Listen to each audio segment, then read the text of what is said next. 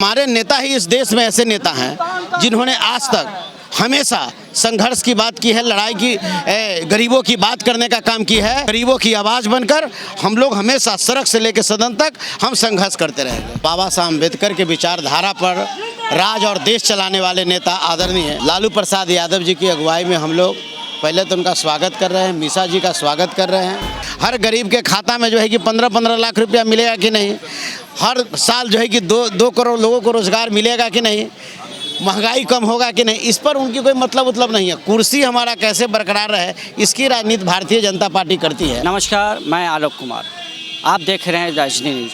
आज राष्ट्रीय जनता दल के राष्ट्रीय अध्यक्ष लालू प्रसाद यादव दिल्ली से आज पटना आए हैं और राज्यसभा मीसा भारती का नामांकन करने आए हैं और कहीं ना कहीं ये कयास लगाई जा रही है कि मुख्यमंत्री नीतीश कुमार ने 72 घंटे का सभी विधायकों को अल्टीमेटम दिया था। आज हम बात करते हैं, आइए सर।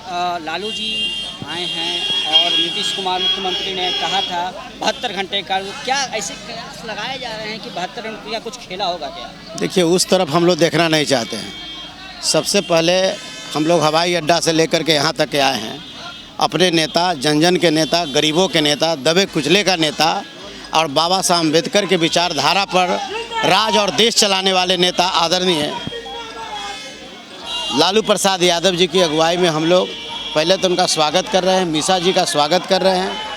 और स्वागत के बाद है, और जहाँ तक की बातें रही, सवाल रही कि अल्टीमेटम का क्या मामला है, उनकी मामला है। कहीं ना कहीं ये सारे माने चिंताओं का ये विषय बना हुआ है कि 72 उन्होंने क्या खेला और सारे मीडिया में खेला, मतलब कि विषय बना हुआ है। तो क्या देखिए, अभी हमारा राज्यसभा का मामला है। मीसा जी हमारी नेत्री हैं, राज्यसभा में पहले से भी मेंबर रही हैं। अब पुनः फिर इस बार जो है कि नामांकन भी देने का काम करेगी। हम लोग इस पर काम कर रहे हैं, राज्यसभा की देखने जा रहे हैं जेडीयू में, एनडीए में क्या हो रहा है। ऐसे सारे लोग इस बात को जानते हैं कि भारतीय जनता पार्टी सिर्फ कुर्सी की राजनीति करती है, कुर्सी के सिवा दूसरी राजनीति करे। देश का क्या हाल है, क्या स्थिति है, उसकी चिंता नहीं है। बेरोजगारों को रोजगार मिलेगा कि नहीं, हर गरीब के खाता में जो है कि 15-15 लाख रुपया मिलेगा कि नहीं, हर साल जो है कि 2 करोड़ लोगों को रोजगार मिलेगा कि नहीं, महंगाई कम होगा कि नहीं, इस पर उनकी कोई मतलब नहीं है। कुर्सी हमारा कैसे बरकरार रहे, इसकी राजनीति भारतीय जनता पार्टी करती है। हम उस तरफ नहीं देखते हैं। हम लोग हमेशा संघर्ष, गरीबों की हक की बात, गरीबों की बात, दबे कुचले की बात, संघर्ष सड़क से लेकर सदन तक का हम लोग संघर्ष करने का काम करते हैं।